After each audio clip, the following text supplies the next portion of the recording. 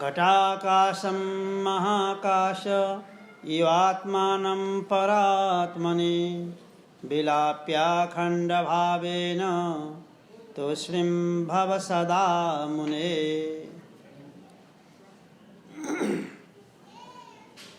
हे मुने भन्नुहुन्छ, बताउनुहुन्छ, सम्बोधन गर्दै। जसरी घट नाश भइसकेपछि, घैँटो फुटेपछि घटाकाश के हुन्छ? घटाकाश नाश हुन्छ कि महाकाशमा गएर मिल्छ? महाकाशमा गएर मिल्छ। घटाकाश महाकाशमा गएर मिल्छ। त्यसै गरी जीवात्मा तपाईँ हामी जो अन्तःकरण अथवा मन, यो अन्तःकरण दग्ध भएपछि, मनोनाश भएपछि परमात्मामा लीन हुन्छ। जीव ब्रह्म बन्दछ। त्यसैले जीवो ब्रह्मैव नापर भनेको हो। जीव ब्रह्म नै हो है भनेर बताइएको हो। जीव ब्रह्म बन्दछ। यसरी ब्रह्म भावमा स्थित भइसकेपछि के हुन्छ? यो अखण्ड भावलाई उसले प्राप्त गर्छ र त्यसो भएपछि मौन भएर रहनुपर्छ। अब केही काम पनि बाँकी छैन। अब उसको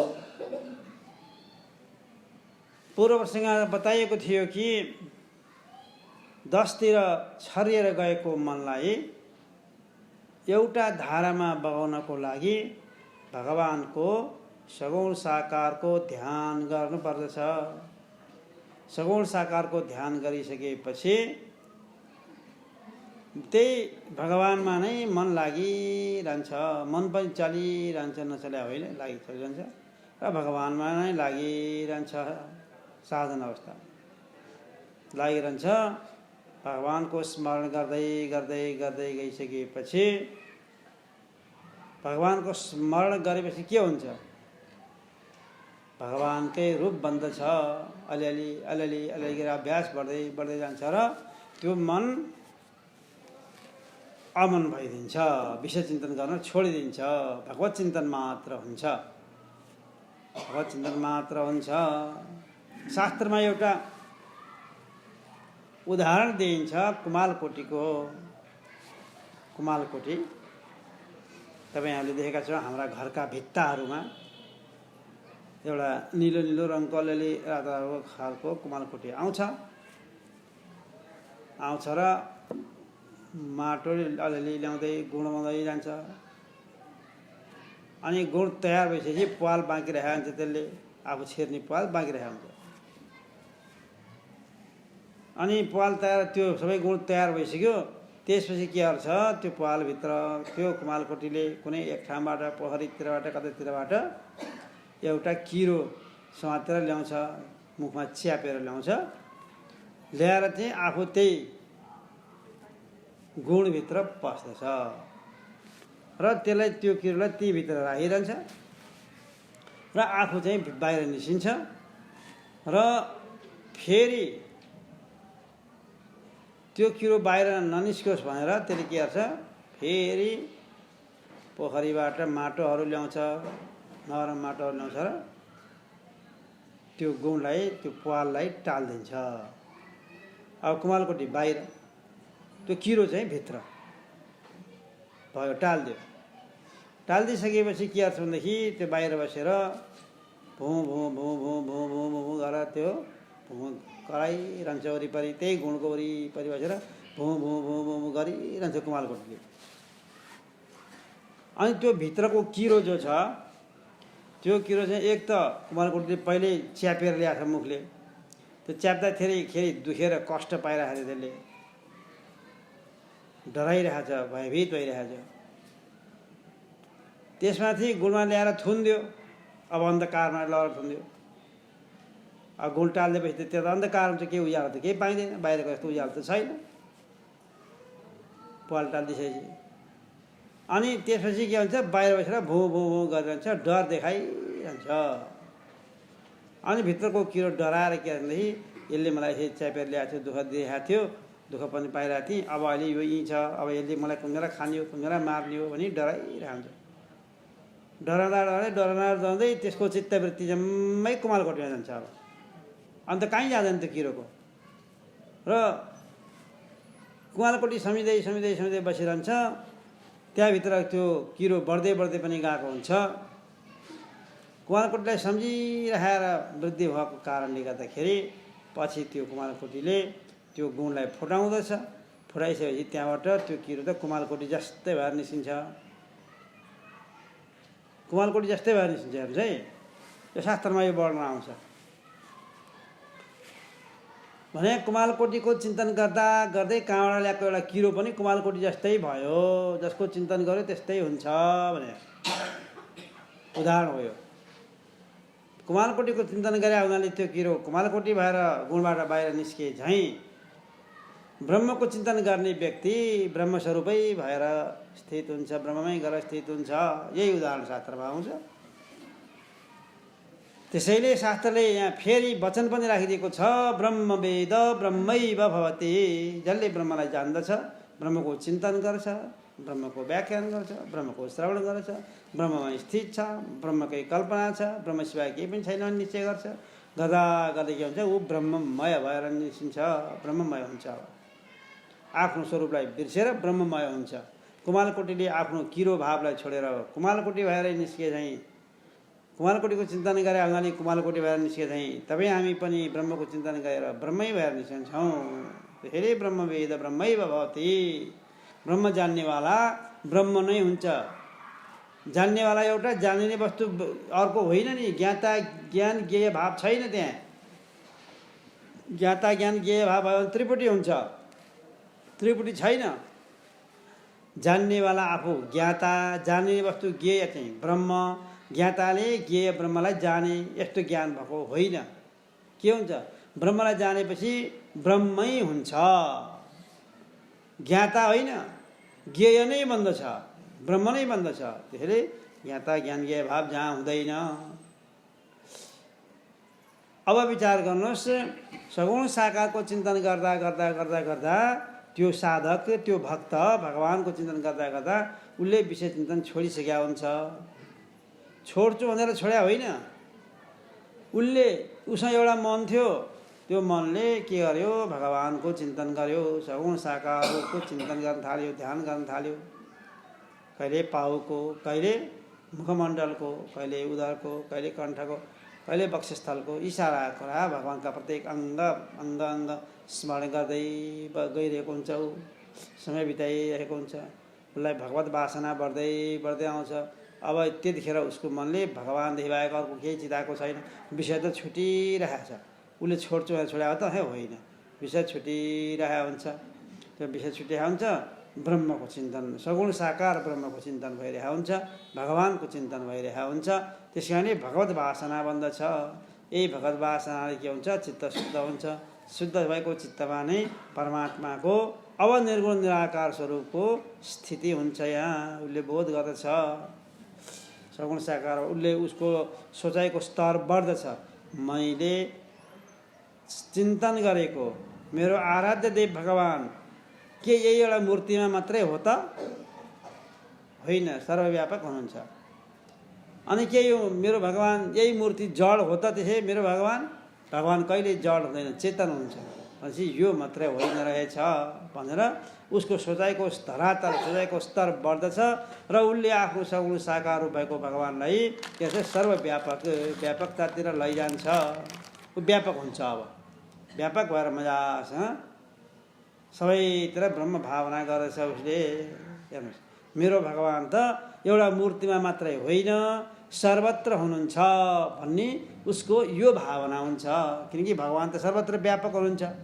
व्यापक भएपछि एउटा मूर्तिमा मात्रै सगुण साकार रूपलाई ध्यान गरेर बस्ने जो साधक हो, एउटा मूर्तिमा मात्रै सीमित थियो भने उसले आफ्नो भगवानलाई त्यो मूर्तिमा मात्रै सीमित गराउँदैन। मेरो आराध्य देव भगवान त सर्वत्र व्यापक भएर रहनुभएको छ भन्ने यो सोचाइको धरातल फरक हुने बित्तिकै के हुन्छ? सर्वत्र ब्रह्ममय भगवानमय देख्न थाल्दछ सर्वत्र। अब भगवानमय देख्न थालिसकेपछि जताततै ब्रह्मै ब्रह्म मात्र, भगवानै भगवान मात्र देख्न थाल्दछ। अब आफू त बिर्सिहाल्दछ उसले। आफू भनेको शरीर, इन्द्र, मन, बुद्धि आदि, यो जसमा अहङ्कार भएको थियो, म भन्ने बुद्धि भएको थियो, त्यही अहमको आकार भइरहेको थियो, त्यो अहङ्कारको नाश हुन्छ। अब शरीरमा अहङ्कार भइरहेको थियो, त्यो अहङ्कारको नाश हुन्छ। उता चित्तले सङ्कल्प विकल्प गरेर चिताइरहेको थियो, सङ्कल्प गर्ने मन थियो, त्यसले के गर्यो? भगवानको चिन्तन गरे हुनाले सङ्कल्प विकल्प सबै छुटे, विषय चिन्तन जति जम्मै छुटे, भगवानको मात्र स्मरण भइरहेको छ। हो, यही व्यक्ति के हुन्छ? भगवानलाई स्मरण गर्दै गर्दै गइसकेपछि भगवानमय हुन्छ। अब यसरी भगवानमय हुन्छ। भगवानको व्यापक स्वरूपलाई बुझ्ने बित्तिकै के हुन्छ? ऊ चैतन्यमा गएर एकाकार हुन्छ। सगुण साकारमा एकाकार हुन सक्दैन। यसको व्याख्या पहिला पनि भइसकेको छ। त सगुण साकार रूपमा तत्पदको वाच्यार्थ सगुण साकार रूप हो भगवानको भने तत्पदको लक्ष्यार्थ सच्चिदानन्द अद्वितीय स्वरूप हो। त्यसैले एकाकार हुने कहिले कहाँ त भन्दाखेरि वाच्यार्थमा होइन, लक्ष्यार्थमा हो। वाच्यार्थ भनेको सगुण साकार रूप, सगुण साकार रूपमा गएर एकाकार हुन सक्दैन। कहाँ हुन्छ त भन्दाखेरि त्यो लक्ष्यार्थमा गएर एकता हुन्छ, सच्चिदानन्द स्वरूपमा एकता हुन्छ। उसको भइरहेकै छ, एकता भइरहेकै छ।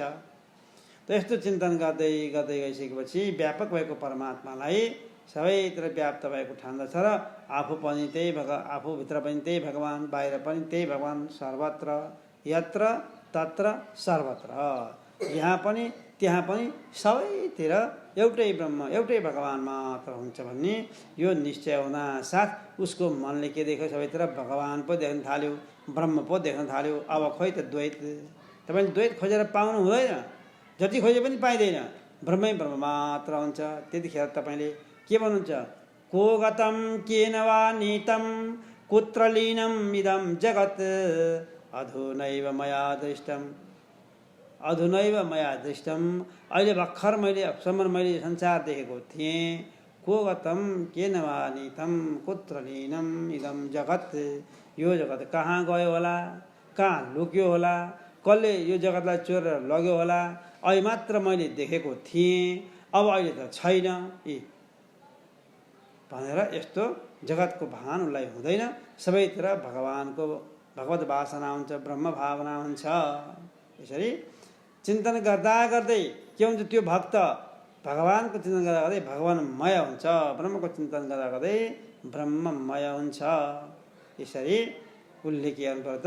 विषय चिन्तन छोड्छु भनेर कोसिस गर्ने होइन, भगवानको चिन्तन गर्छु भनेर कोसिस गर्ने हो।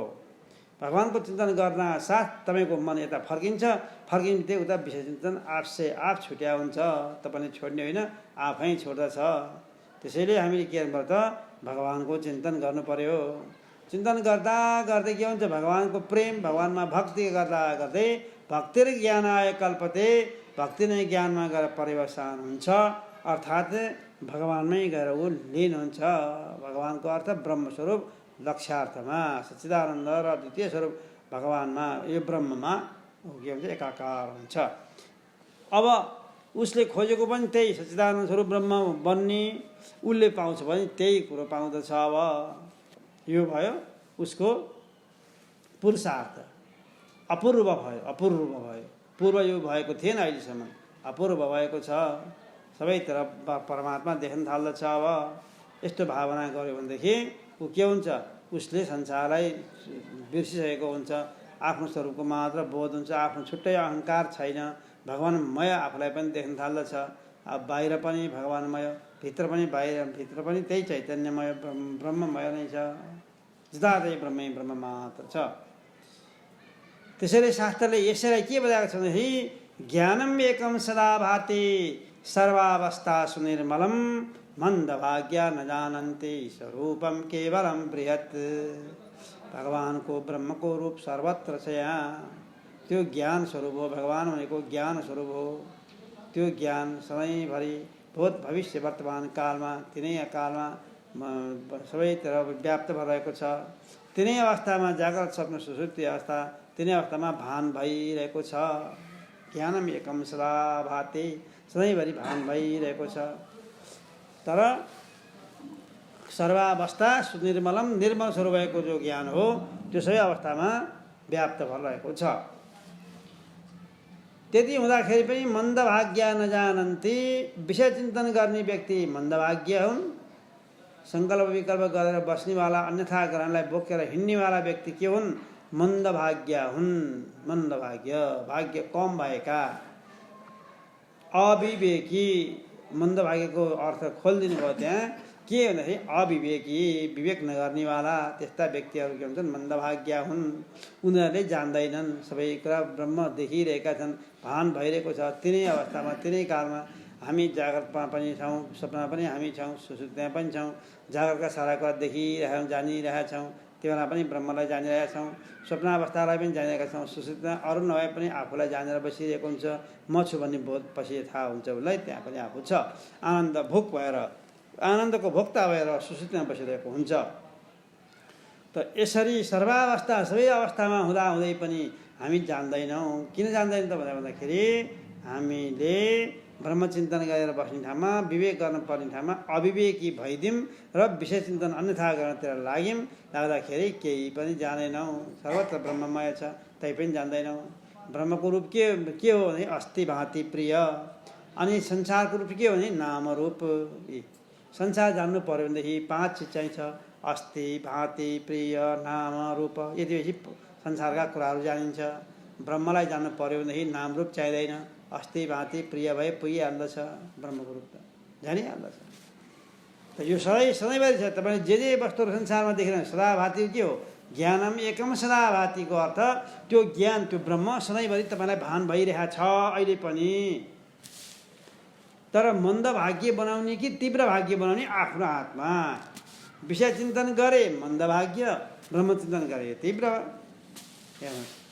अब अस्ति भाति प्रिय सारा वस्तुहरू तपाईँले देख्दा देख्दै ती वस्तुहरू छ भन्ने बित्तिकै अस्ति भनेको छ जे वस्तु छ भन्नुहुन्छ त्यो ब्रह्मको सत्ताले गर्दा देखा परेको हो। ब्रह्म नभएदेखि यी कुनै पनि वस्तुहरू अस्तित्वमा आउँदैनन्, देखा पर्नमा आउँदैनन्। यिनीहरूको आफ्नै प्रकाश छैन, आफ्नै सत्ता छैन।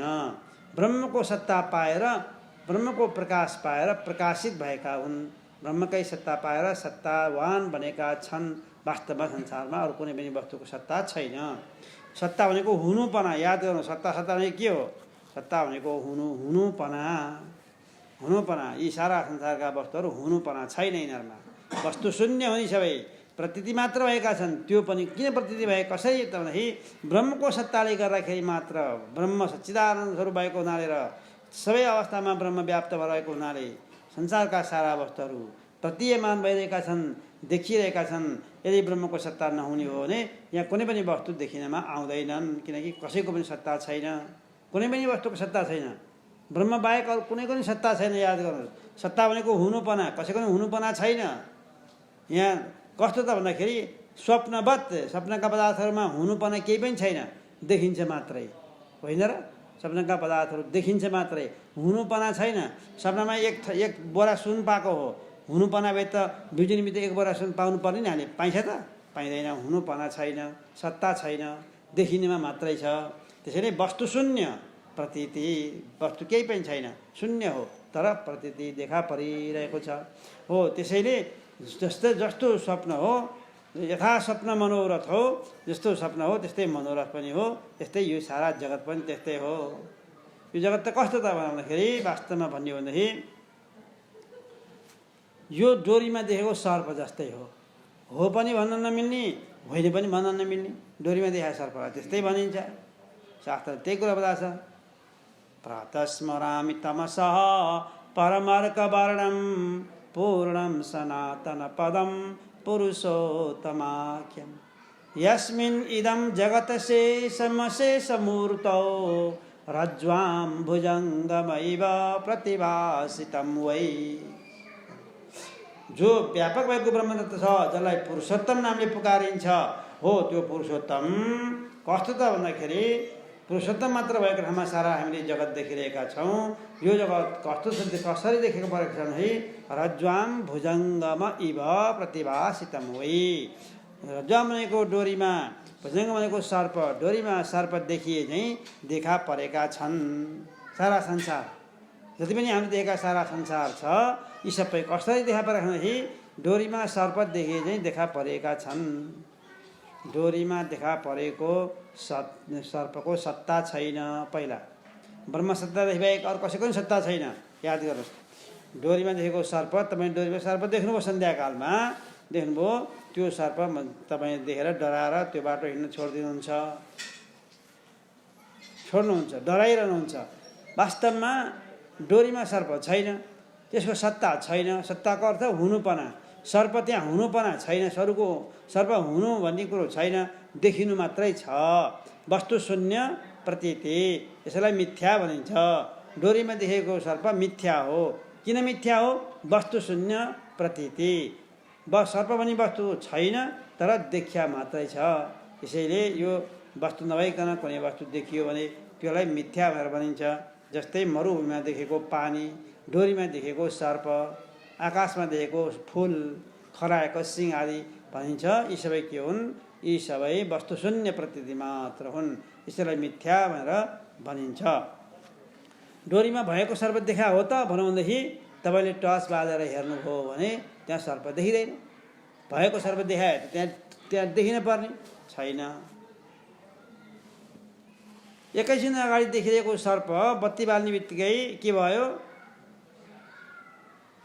बत्ती बालेर हेर्ने बित्तिकै डोरीको ज्ञान भयो। डोरीको ज्ञान भयो, अरू केही भएन। सर्पलाई तपाईँले के टचै गर्नुभएको छैन। बत्ती बालेर हेर्ने बित्तिकै के भयो त? डोरीको ज्ञान भयो। अधिष्ठान डोरी हो। अधिष्ठान डोरीमा नै कल्पित भएको सर्प हो। अहिले तपाईँले देखा ती देखा हो। त्यो ज्ञान, डोरीको ज्ञान हुनासाथ सर्प छैन। अब अहिले भर्खर देखा सर्प छैन। अब खोइ तपाईँले डोरीको ज्ञान गरिसकेपछि अधिष्ठान डोरी, राम्रोसँग विचार गर्नुहोस्। अधिष्ठान डोरीको ज्ञान गरिसकेपछि अहिले भर्खर देखा सर्प तपाईँ खोजेर पाउनुहुन्छ। को गतम? त्यो सर्प कता गयो? केन वा नीतम? कसले लिएर गयो? किन चोरेर लग्यो? कि कसैले चोरेर लगेको छैन। कुत्र लीनम? कहाँ लीन भयो? कता सुल्ल भएर कता छिप्यो लुक्यो त्यो सर्प? अधुनैव मया दृष्टम, एकछिन अगाडि भर्खर मैले देखाएको थिएँ। टर्च लाइट बाल्नुभन्दा अगाडि मैले सर्पै देखा हो। यही खोइ तपाईँलाई यही भान हुन्छ। अधुनैव मया दृष्टम। के आश्चर्य भयो, के अद्भुत भयो। यहाँ भर्खर मैले सर्प देखाएको थिएँ। मेरो आँखा चिम्ल्या पनि झिमिक्क गरे पनि छैन, तर अहिले खोइ त भन्दाखेरि छैन, सर्प छैन। अब त्यहाँ सर्प छैन। त्यसै सर्प छैन भने अहिले भर्खर देखा सर्प मर्यो कि नाश भएको? नाश भएको अर्थ कि मर्या हुनु पर्यो। मर्या भए पनि त सर्पको लास त हुनु पर्थ्यो। सर्पको लास हुनु पर्थ्यो नि। लास फेला पर्छ? पर्दैन त्यहाँ। अनि सर्प सुल्ल बगेर गएको हो त? छैन, बगेर गएको पनि छैन। त्यसै त्यहीँ छ त सर्प? त्यहीँ छ त? तपाईँले देखा त हो नि, त्यहीँ छ त? त्यहाँ पनि छैन। ल हेर्नुहोस् है, त्यो सर्प मर्या पनि होइन, मर्या भए लास हुन्थ्यो। सर्प नाश भएकै हो। तपाईँले देखा सर्पको नाश भएकै हो। नाश भएको अर्थ के त भन्दाखेरि कि त्यहाँ लास हुनुपर्ने, लास पनि छैन। सुल्ल बगेर गएको देखा पनि होइन, गएको पनि छैन। त्यसै त्यहीँ छ सर्प भनौँ भने त्यहाँ सर्प पनि छैन। बत्ती बालेपछि सर्प पनि छैन। हो त्यस्तै त्यो डोरीको ज्ञान भएपछि भएको हो। डोरीको ज्ञान के भयो? बत्ती बालेपछि भयो, होइन र? बत्ती बालेपछि भयो। बत्ती बाल्ने बित्तिकै, टर्च लाइट बाल्ने बित्तिकै उज्यालो पुग्यो। उज्यालो पुग्ने बित्तिकै के भयो? डोरी अधिष्ठानको ज्ञान भयो। ज्ञान हुने बित्तिकै अज्ञानबाट खडा भएको सर्प हो। अहिले सर्प केबाट खडा भएको थियो? अज्ञानबाट खडा भएको थियो।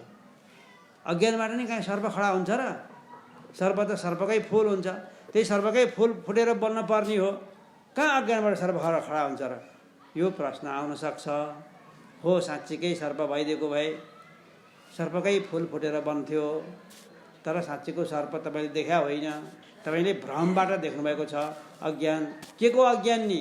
ब्रह्मको अज्ञानबाट सर्प देखा हो कि होइन?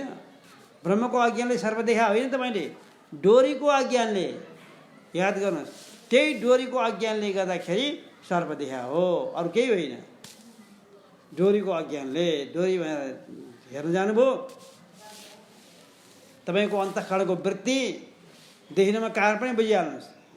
डोरीमा सर्प देखिनुमा कारण के हो त? हुँदैन, कुकुर किन देखियो? तपाईँको अन्तःकरणको वृत्ति यहाँबाट उठेर आँखाको माध्यमबाट बाहिर निस्केर त्यो डोरीमा हेर्न गएको थियो, के रहेछ यो भनेर। त्यतिखेरसम्म सर्प भन्ने भान भएको छैन, डोरी भन्ने भान पनि भएको छैन। के यो घुमेर बसिया छ भन्ने मात्रै थियो। यसो हेर्नुभयो आँखा अन्तःकरणको वृत्ति, किनकि वृत्ति रूप ज्ञानले मात्रै अज्ञानलाई नाश गर्छ। याद गर्नुहोस् है, यो विषयको ज्ञान पछि यही ब्रह्मको ज्ञानमा लागु हुन्छ। याद गर्नुहोस्, तपाईँको अन्तःकरणको वृत्तिरूपी ज्ञान उठ्यो, अन्तःकरण उठेर कहाँबाट गयो? आँखाको माध्यमबाट गयो, किनकि देखेर जान्ने हो सर्प, सुनेर होइन। त्यहाँ आँखाले देखाएको छ आफूले, जानेर यहाँबाट आँखाकोबाट निस्केर त्यो डोरीमा पुग्यो। पुग्ने बित्तिकै त्यहाँ डोरीलाई प्रकाशित गर्न सकेन। त्यो वृत्तिले प्रकाश त्यहाँको अज्ञानलाई नाश गर्न सकेन। किन नसक्या नि? वृत्तिरूपी ज्ञानले डोरीमा भएको अज्ञानलाई किन नाश गर्न सकेन? किन भन्दाखेरि डोरी स्वयं प्रकाश भइदिएको भए, यसलाई राम्रोसँग बुझ्नुहोस् है, यस्ता कुराहरू वेदान्तमा कहिलेकाहीँ मात्र आउँछन्। यदि डोरी स्वयं प्रकाश, डोरीमा आफै प्रकाश भइदिएको भए, तपाईँको वृत्ति अन्तःकरणको वृत्तिरूपी ज्ञान उठेर आँखाको माध्यमबाट त्यो डोरीमा पुग्नासाथ डोरीको ज्ञान हुन्थ्यो, अज्ञानलाई हटाइहाल्थ्यो। तर डोरी स्वयं प्रकाश होइन, डोरी परप्रकाश्य हो। अरूको प्रकाश चाहिन्छ डोरीलाई, कुरा बुझ्नु है, अरूको प्रकाश चाहिन्छ। त्यस कारणले टर्च बाल्नु पर्या, बुझ्नुभयो है। टर्च बाल्नु परेको कारण त्यही हो। टर्च बाल्ने बित्तिकै पहिला त टर्च थिएन, त्यहाँ जाने बित्तिकै अन्धकार थियो। अन्धकार भएको हुनाले वृत्तिरूप ज्ञान जाँदाखेरि पनि त्यहाँ भएको अज्ञानलाई नाश गर्न सकेन। डोरीमा बसेको अज्ञानलाई वृत्तिरूपी ज्ञानले नाश गर्न सकेन, हल्लायो मात्रै। के रहेछ भनेर यसो हल्लायो मात्रै, नाश गर्न सकेन। कसलाई नाश गर्न सकेन? डोरीमा भएको अज्ञानलाई। याद गर्नुहोस्, डोरीको अज्ञान भन्नुहोस् सिधै, डोरीमा भएको अज्ञानलाई नाश गर्न सकेन। नाश गराए डोरीको ज्ञान हुन्थ्यो, नाश गर्न सकेन। नसकेपछि हल्लायो मात्रै, नाश गर्न सकेन। त्यसपछि त्यो अज्ञानलाई रिस उठ्यो। कुरा भन्नु, अज्ञानलाई रिस उठ्यो, डोरीमा भएको अज्ञानलाई रिस उठ्यो। रिस उठेर के गर्यो भन्दाखेरि त्यसले सर्पको रूप धारण गर्यो। मलाई मार्न आएको हो यो वृत्तिरूपी ज्ञान, यो जीवात्माको वृत्तिरूपी ज्ञान मलाई मार्न आएको हो। मार्न सकेका छैन यसले, म यसलाई किन बाँकी राखौँ, म पनि यसलाई अब देखाउँछु भनेर त्यसले सर्प रूप धारण गर्यो। याद गर्नु, त्यो सर्प तपाईँको अन्तःकरणमा छ, डोरीमा सर्प छैन। तपाईँको अन्तःकरणमा छ। तपाईँले अन्त काहीँ सर्प देख्नु भएको थियो, त्यो सर्पको वासना, त्यो सर्पको संस्कार तपाईँको अन्तःकरणमा थियो। अब त्यहाँ डोरीलाई ज्ञान गर्न नसक्न साथ त्यो अज्ञानले के गरिदियो? दुईटा शक्ति छन् अज्ञानमा। के विक्षेप र आवरण। विक्षेपावरणे तत्र प्रथमं कल्पये जगत् लिङ्गाद्य ब्रह्म पर्यन्तं स्थूल सूक्ष्म विवेदत अपरं तखिलं ज्ञानं रूपमावृत्य तिष्ठति माया कल्पितं विश्वं परमात्मनि केवले। त्यो अज्ञानमा दुईटा शक्ति हुन्छ, एउटा आवरण शक्ति र एउटा विक्षेप शक्ति। आवरण शक्ति उठ्यो र त्यो डोरीलाई ढाकिदियो। आवरण काम ढाक्ने हो, ढाकिदियो। कसरी ढाक्यो? नदेखिने गरी ढाक्यो होइन, नचिन्ने गरी ढाक्यो। भाषा बुझ्नुहोस्, याद गर्नुहोस्। त्यो देखेन, घुम्या देखेन भनेदेखि त सर्पको भ्रम हुँदैन नि। फेरि देख्नुपर्छ। नचिन्ने गरी ढाक्यो, डोरीलाई नचिन्ने गरी ढाक्यो। आवरण शक्तिले। अब विक्षेप शक्ति खडा भएर के गरिदियो, उसको अन्तःकरणमा भएको जो सर्पको वासना हो, त्यो संस्कार हो, त्यसलाई उद्बुद्ध गराइदियो र त्यही डोरीमा नै विक्षेप शक्तिले के गरिदियो, सर्प रूप धारण गर्यो। डोरीमा सर्प छैन, उसको अन्तःकरणमा छ, त्यो भ्रम उसलाई पर्यो। अब अन्तःकरण यो त यस्तो घुमेर बस्या त लौ सर्प रहेछ, यहाँ कालो सर्प रहेछ, अब डरायो मान्छे, सर्प देख्दा डराउने भइहाल्यो। ल हेर्नु खडा भयो, नभएको सर्प खडा भयो, हेर्नुहोस्।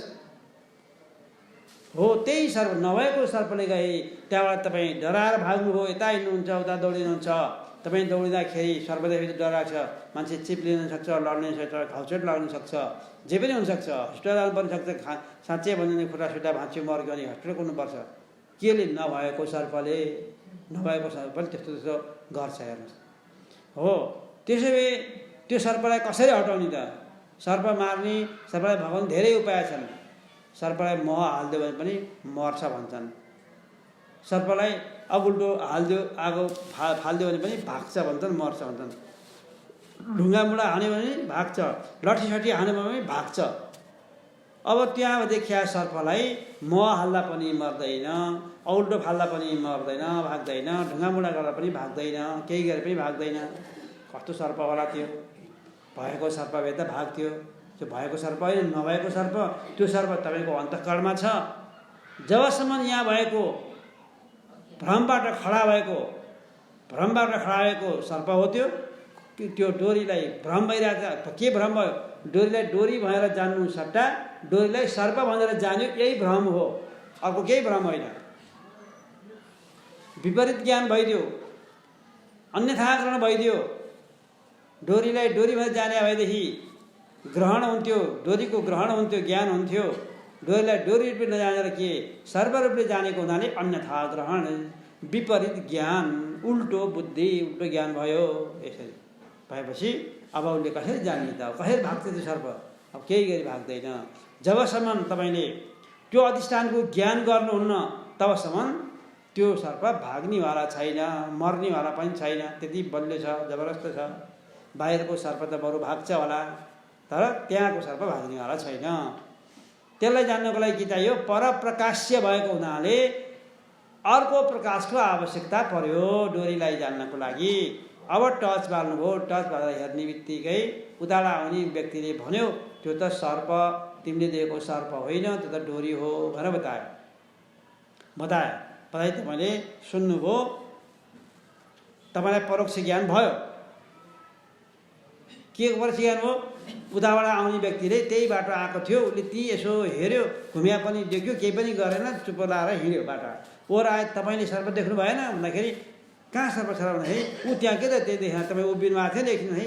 ए त्यसैले तपाईँले सर्प भन्नु भएको हो। तपाईँले देखेको सर्प सर्प होइन, त्यो त डोरी हो भनेर बताइदियो, आफ्नो बाटो गयो, सक्यो काम। परोक्ष ज्ञान भयो तपाईँलाई। त्यो के रहेछ? त्यो सर्प होइन रहेछ, डोरी रहेछ भन्ने ज्ञान भयो, बताइदिए। त्यो बताइदिनेवाला गुरु हो, याद गर्नुहोस्। त्यो बताइदिनेवाला गुरु हो। गुरुले के, तिमीले देखेको यो सर्प होइन, यो के हो? यो त डोरी हो भनेर बताइदिए। परोक्ष ज्ञान त भयो, तर तपाईँको डर गएन। तपाईँको डर गएन नि, सर्प त झलझल देखिरहेको छ, कसरी जान्छ? उसले बताउँदै पनि जानेवाला छैन। त्यसैले संसार मोहनाशाय शब्दबोधो नैक्षमः न निवर्तेत तिमिरं कदाचित् दीपवार्तया। संसारको मोह नाश हुनको लागि शब्दबोधले मात्र सक्दैन, सम्भव छैन।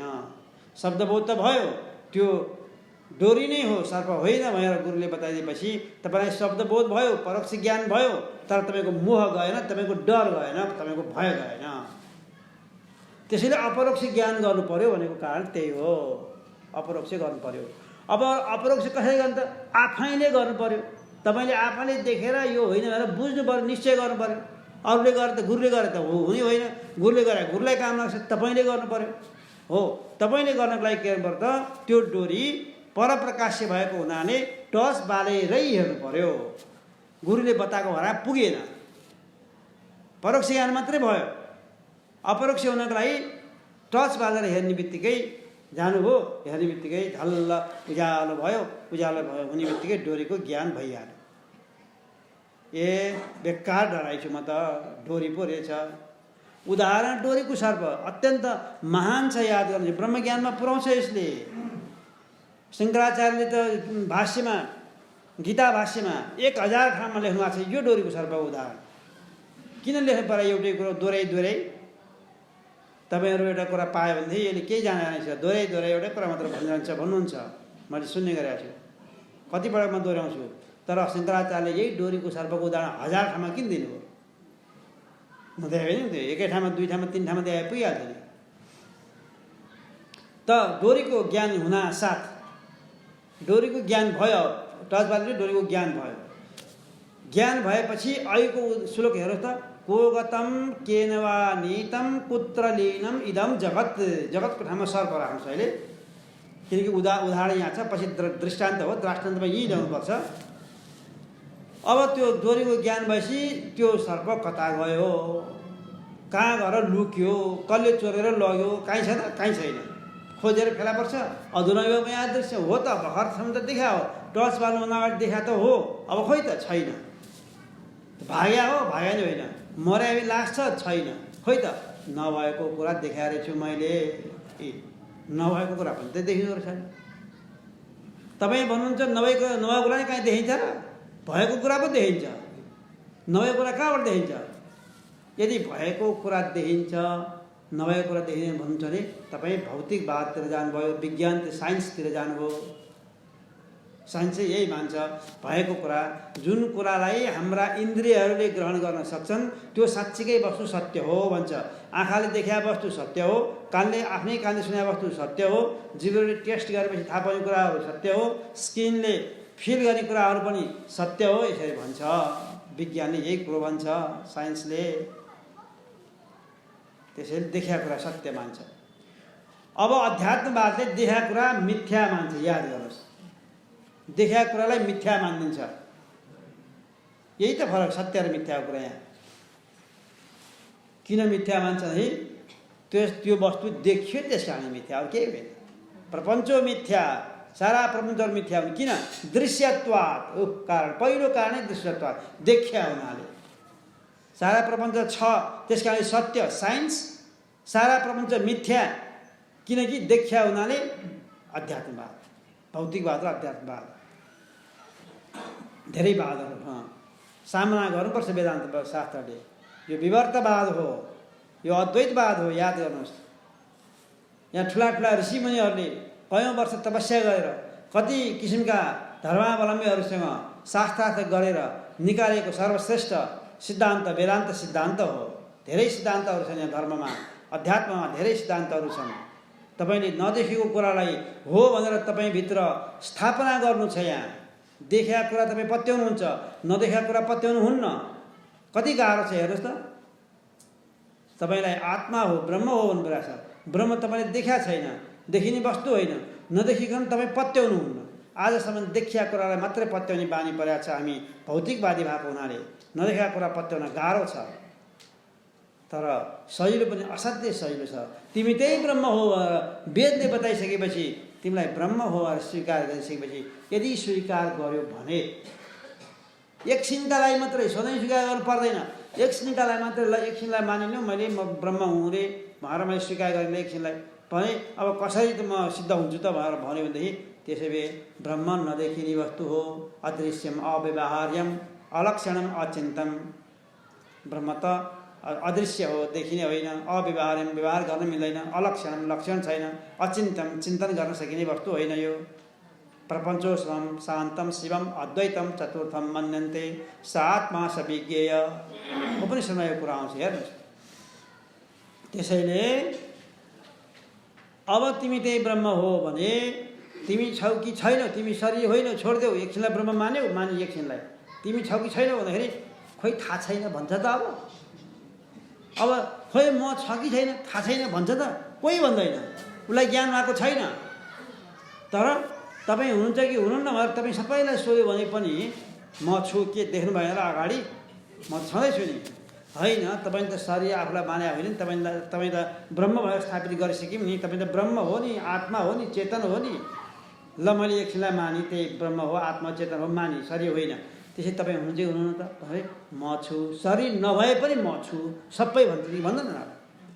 हो यसरी शरीर पनि छ, गाह्रो पनि होइन। याद गर्नुहोस्, शरीरलाई एकछिनलाई म शरीर होइन भन्दा पनि तपाईँ हुनुहुन्छ कि हुनुहुन्न तपाईँले सोध्यो भनेदेखि शरीरका कुनै अङ्ग प्रत्यङ्ग नलिनुहोस् तैपनि म छु भन्ने तपाईँलाई बोध भइरहेको छ कि छैन? जसलाई पनि भएको छ, सबैलाई म छु भन्ने हो। त्यही छु भनेको हुनुपना, त्यही हो सत्ता। त्यो सत्ता भनेको ब्रह्मको सत्ता मात्र हो, अरू कसैको सत्ता हुँदैन। त्यसैले शास्त्रले बताए ब्रह्म सत्ता अतिरिक्त सत्ता कत्वाभाव। ब्रह्मको सत्तादेखि अतिरिक्त सत्ता कसैको पनि छैन, अभाव छ। अरूको सत्ता अभाव छ, कसैको सत्ता पनि छैन। एउटा सत्ता भनेको हुनुपना भनेको ब्रह्मको मात्रै हो। त्यसैले डोरीमा देखेको जो सर्प हो त्यसको ज्ञान गर्नलाई, डोरीको ज्ञान गरिसकेपछि अब सर्प देखिँदैन। किनकि डोरीको ज्ञान गरेपछि के भयो? मात्र डोरीको ज्ञान भएको। डोरीको ज्ञान गरेपछि डोरीको अज्ञान हरायो, बस त्यति हो। डोरीको ज्ञान गरेपछि डोरीको अज्ञान नाश भयो, त्यति भयो।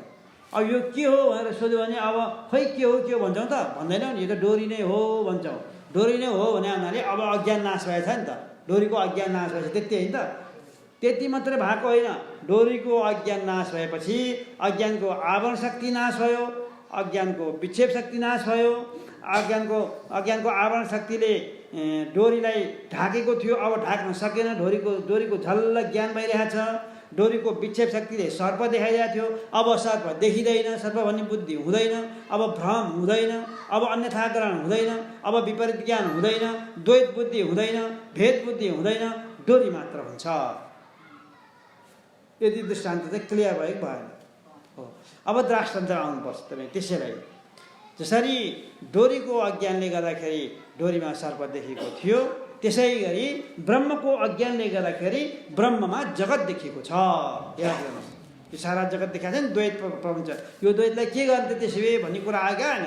तपाईँ ब्रह्म हो, तपाईँलाई तत्त्वमसी, तपाईँ ब्रह्म नै हो भनिसकेपछि ल म त ब्रह्म रहेछु, यो जगत के हो त? अब के हुन्छ? द्वैत जस्ता तस्तै छँदैछ। त यसलाई के गर्छ त भन्दाखेरि यहाँ पनि ब्रह्मको अज्ञानको कारणले गर्दाखेरि संसार देखा परिरहेको छ। डोरीको अज्ञानले डोरीमा सर्प, जलधारा, भूछिद्र, बलिवर्ध मूत्र, दण्ड, माला, 6वटा चिज देखिन्छ। 6वटा चिज देखिए झैँ ब्रह्ममा जगत देखा परेको छ। ब्रह्मको अज्ञानको कारणले गर्दाखेरि ब्रह्ममा जगत देखा परेको छ। भएको जगत देखा कि नभएको जगत देखा? डोरीमा भएको सर्प देखा कि नभएको सर्प देखा? नभएको सर्प देखा। त्यस्तै ब्रह्ममा पनि नभएको संसार देखा छ। याद गर्नुहोस्, किन?